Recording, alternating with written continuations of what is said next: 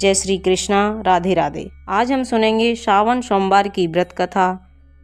श्रावण सोमवार व्रत करने वाली सभी माताओं बहनों भक्तजनों को श्रावण सोमवार व्रत की हार्दिक हार्दिक शुभकामनाएं। कहा जाता है कि श्रावण का महीना भगवान शिव को अति प्रिय है और श्रावण के सोमवार में शिव की आराधना जरा सी भी की जाए तो बेहद पुण्य फलों की प्राप्ति होती है। कहा जाता है कि श्रावण के सोमवार में भगवान शिव को सिर्फ जल अभिषेक करने से भी भगवान शिव की कृपा प्राप्त की जा सकती है। तो आइए सुनते हैं श्रावण सोमवार की बेहद पुण्य फलदायी व्रत कथा। किसी नगर में एक धनी व्यापारी रहता था। दूर दूर तक उसका व्यापार फैला हुआ था। नगर के सभी लोग उसका बहुत मान सम्मान करते थे। इतना सब कुछ संपन्न होने के बाद भी व्यापारी बहुत दुखी था, क्योंकि उसकी कोई संतान नहीं थी, जिसके कारण उसको हमेशा एक ही चिंता सताती थी कि मेरे मरने के बाद मेरा इतना सारा व्यापार कौन संभालेगा। पुत्र प्राप्ति की इच्छा से व्यापारी प्रत्येक सोमवार भगवान शिव की व्रत पूजा किया करता था और शाम के समय शिव मंदिर में जाकर घी का दीपक जलाया करता था। देखकर माता पार्वती प्रसन्न हो गईं और भगवान शिव से व्यापारी की मनोकामना पूर्ण करने का आग्रह करने लगीं। भगवान शिव बोले, इस संसार में सबको उसके कर्म के अनुसार फल की प्राप्ति होती है।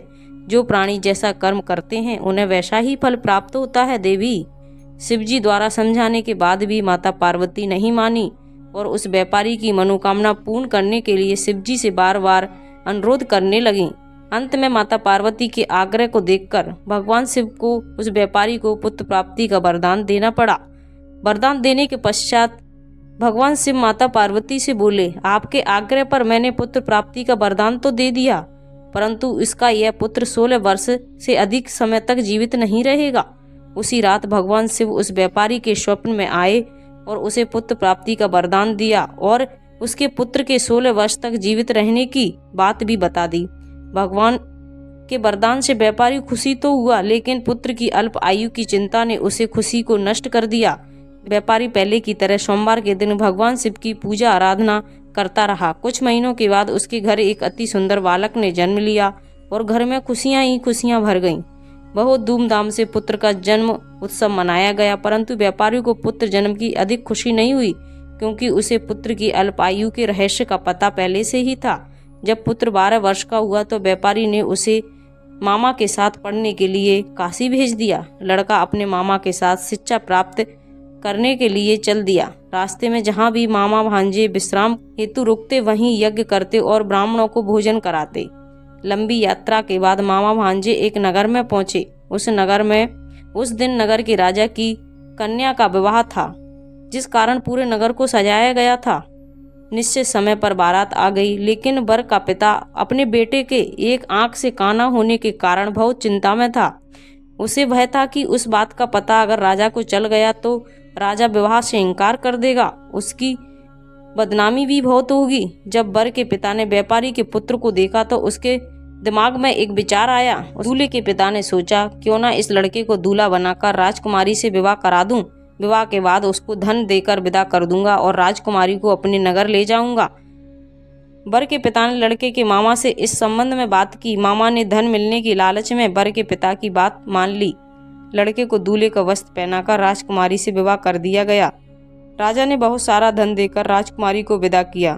शादी के बाद लड़का जब राजकुमारी के साथ लौट रहा था तो वह सच नहीं छिपा सका और उसने राजकुमारी की चुनरी पर लिख दिया, राजकुमारी तुम्हारा विवाह मेरे साथ हुआ था। मैं तो काशी पढ़ने के लिए जा रहा हूँ और अब तुम्हें जिस नवयुवक की पत्नी बनना पड़ेगा वह एक आंख से काना है। जब राजकुमारी ने अपनी चुनरी पर लिखा हुआ पढ़ा तो उसने काने लड़के के साथ जाने से इनकार कर दिया। जब राजा को यह बात पता चली तो राजा ने उसकी विदाई नहीं की और राजकुमारी को महल में ही रख लिया। उधर लड़का अपने मामा के साथ काशी पहुंच गया और गुरुकुल में पढ़ना शुरू कर दिया। जब उसकी आयु 16 वर्ष की हुई तो उसने यज्ञ किया। यज्ञ के समाप्ति पर ब्राह्मणों को भोजन कराया, खूब सारा अन्न वस्त्र दान किया। रात को वह अपने शयन कक्ष में सो गया। शिव के वरदान के अनुसार सहन अवस्था में ही उसके प्राण जाना तय था। सूर्योदय पर मामा मृत भांजे को देखकर रोने पीटने लगा। आसपास के लोग भी इकट्ठा होकर दुख प्रकट करने लगे।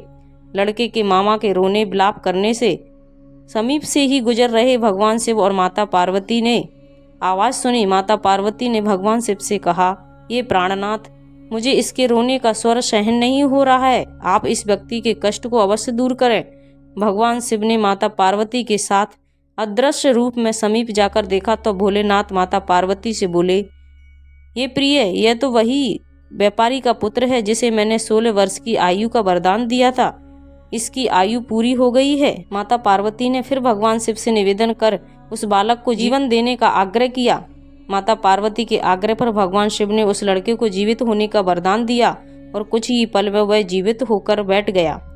शिक्षा समाप्त करके लड़का मामा के साथ अपने नगर की ओर चल दिया।